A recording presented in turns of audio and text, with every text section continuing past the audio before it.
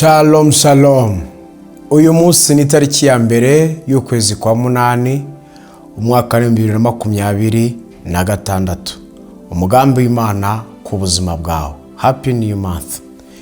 Imana iravuga kuri wowe ndetse no kubawe ngo byuka wakire kurabagirana kuko umucyo w'iteka Imana uguhaye kwinjira mu muryango mugari ubuhamya.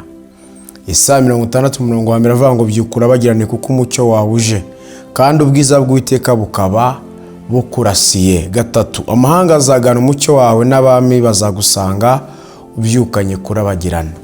Imana yampaye ubutumwa kubw'abantu kugira ngo bakire icyo Imana ivuga ku gihugu ndetse no ku isi yose. Nimwakire ibihe bishya, akira ibihe bitandukanye n'ibyo wari umaze igihe unyuramo. Imana yabanye natwe ihabwa icyubahiro amezi 7 yose atambutse.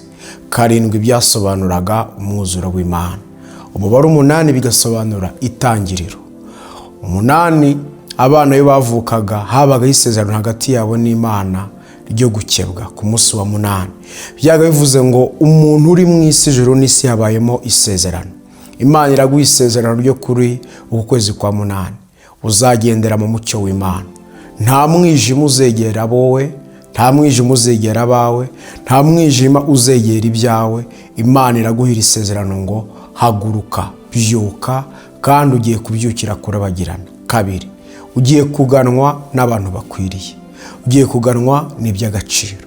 Amahirwe agiye kugusanganira, umugisha ukomeye ugiye gusanganira, ibisubizo byinshi bigiye kuza ku buzima bwawe. Byaba ari byo washije kuvuga amasengesho n'ibyo utabashije kwatura n'akanwa kawe.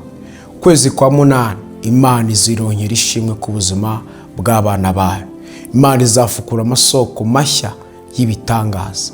Imana izaharura inzira zari zarabaye umwirare, handi usanga ubuzima bw'umuntu ntawe ukibugenderera cyangwa se imigisha yarahindutse umuturanyi wa kure. Imana izakwegereza mu mucyo w'itangaza, kandi umucyo yuje umwijima urahunga. Umwijima ni ishusho ngari y'ubuzima Satani akoreramo. Biravuga muri Yohana ibice 10:9, biravuga ngo ni ngerembo, umuntu niyinjira muri nge azakizwa, azinjira asohoke kandi azabona urwuri.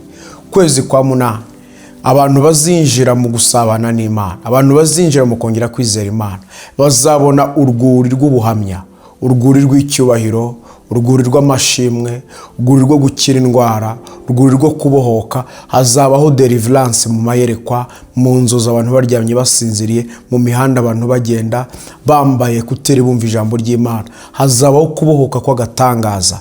Abantu bari bamaze igihe bazirikiye ku bintu by'amateka amwe, bafite ibintu bihora byirepeta bigaruka bigaruka, bavuga ngo kuki bino bintu bimbaho, kuki bihora biba ku buzima bwanjye. Umwuka w'Imana yansuye arambwira ngo mbwirire ubwoko bwanjye ngo hazabaho kubohorwa kuko umucyo w'Imana yuje. Ibikorwa rwihishwa bya Satani byose birahunga. Imikorere y'isi y'ikibi n'icyaha n'igicumuro byose birekura ubuzima bw'umuntu. Ijambo ryavuze ngo umuntu niyinjira muri nge azakizwa. Kwezi kwa 8 Imana itanze agakiza. Mu kurabagirana kwayiguhaye izanye gakiza. Agakiza Imana igiye gukiza mu bintu byinshi. Igiye gukiza mu buzima, mu mibereho yawe ya buri munsi, mu bijyanye n'ubushobozi, amafaranga, iterambere, mu buryo bw'amarangamutima. Imana igiye gukiza mu buryo bw'umwuka. Ibyaha byafectinze ubuzima bwawe, imbaraga z'amateka amagambo yafectinze ubuzima bwawe, ibicaniro by'ibitereko by'abadayimoni byaremewe ahantu mu buzima bwawe, byose bizarindimuka byikubite hasi.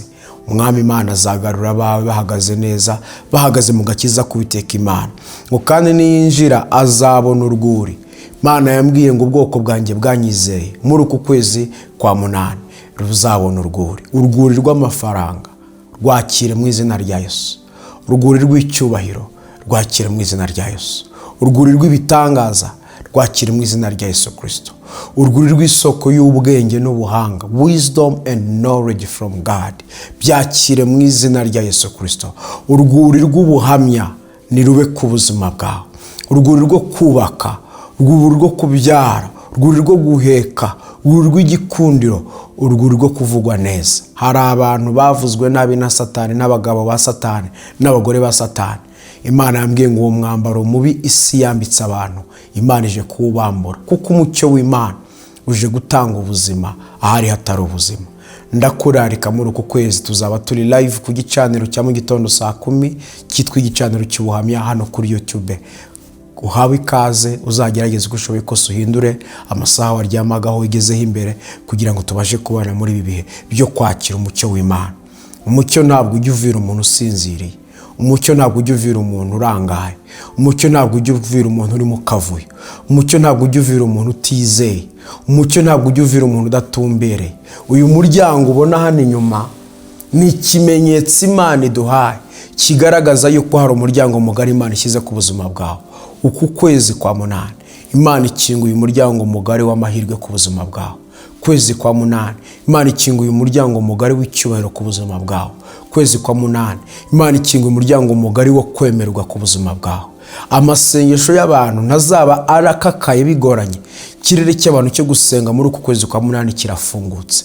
Abantu bari barabuze ikintu bavugana n'Imana mu isengesho, akavuga amagambo ngaho kumva byose birashize. Uku kwezi kwa munani abantu bazasenga bumvwe. Ijuru rizentervena mu bibazo by'abantu, rizivanga mu burwayi bw'abantu, rizivanga mu buseribateri n'ubuseribatiste bw'abantu. Ijuru rizivanga mu bibazo bikomakomeye byari byarabangamiye ubuzima bw'abana b'Imana. Kambabwire, Imana izanye vindication, Imana izanye kurenganurwa. Those who are remnant, abo ngabo basigaye ku icumu rya Satani, Imana yambwiye ngo Imana ije kubagirira neza, ije kubateraho amashami, bagiye kongera bamere, bagiye kongera bifuzwe, bagiye kongera abagaciro. Umuntu niyinjira muri nge azabona agakiza kandi azabona urwuri. Yesu aguhaye urwuri. Uyu muryango tubona ahangaha ni ikimenyetso cy'umuryango w'imbaraga, umuryango w'icyubahiro, umuryango wo gukomera, umuryango wo kubaka, umuryango wo kubyara, umuryango wo gukora business zikagenda neza, umuryango w'akazi, umuryango w'amahirwe, umuryango w'inshuti z'umumaro, umuryango w'ibitangaza, umuryango w'inzozi nshya. Uku kwezi kwa munani ni ukwezi k'umuryango mugari Imana ifunguyemo umucyo. Uyu mucyo rero uzakuyobora mu masezerano yawe, uzagenda uguconnectinga n'abantu b'umumaro, uzagenda uguconnectinga n'ubuhamya, uzagenda uguconnectinga n'icyubahiro, uzagenda uguconnectinga n'imbaraga zirenze z'abantu batekerezaga. Witegure cyane, uze tubane ku gicaniro cy'ubuhamya, tubane mu bihe byo gusabana n'Umwami Imana.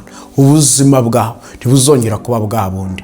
Ibintu byagiye bigerageza kukubangamira ntibizongera kwegera ubuzima bwawe.